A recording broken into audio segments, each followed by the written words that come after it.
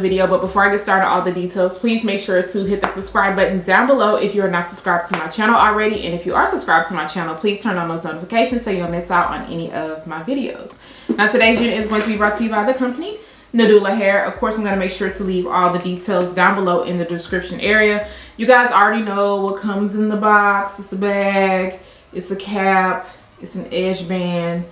I went ahead and took the wig out of the bag already because I had my daughter braid the front of this and I wanted to get it done beforehand, so let me take it off. I'm going to be showcasing a 13x4 Yaki straight wig with highlights. This is what the unit is looking like straight out of the bag. And like I told you, my daughter already kind of pre-styled the front for me, but this is what the color is looking like. And this one is also 24 inches in length. This unit does come with your pre-cut lace. They also have some tape on the side that you can use. I always remove mine. And then they went ahead and pre-plucked out the hairline, pre-bleached those knots. There is a comb on each side of the unit, no comb in the middle. You do, however, get a comb in the nape area. You also get adjustable straps. You also get a drawstring, and you get your removable elastic band. This is what the lace area looks like. Now that looks like scalp. I feel like they did a really good job with bleaching the knots on this unit. However, I can tell that the lace is a little bit light at the very front. So I'm gonna go ahead and add a little bit of my tint spray to the front of the hairline, and then I'm gonna come back and try this on for you all.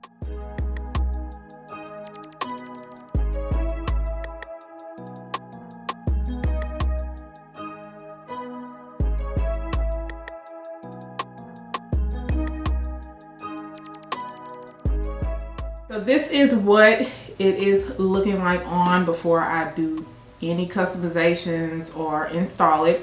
I feel like I did a really good job with adding my tint spray. You can see that it's still a little light in some places, but once I add my product on, it's going to blend in. Because this is a 13x4, I am going to have to trim off on the side. Now this braid luckily doesn't come all the way down, so it gives me enough room to cut off some of that lace on the side. But yeah, the fit on this, it is a little bit big, but it is laying down flat, and it's not big to where it's very, you know, I can pick it up, so that's a good thing. But it could be a little bit, you know, more snug. So it's right back here in the nape area where I am noticing there is some room. Now as far as the front of the hairline goes, I think they did a good job with plucking this out because I didn't do anything extra. And then like I said, the parting space does look like scalp. It does. Because this is a 13x4, you'll see more parting space in the middle than you would on the side. But of course, if you wanted to move it to the side, you could, but you'll run into some tracks right here. So you can't go too, you know, far over, but you can still create a side part. As far as the length goes, this is what it is looking like on me right now.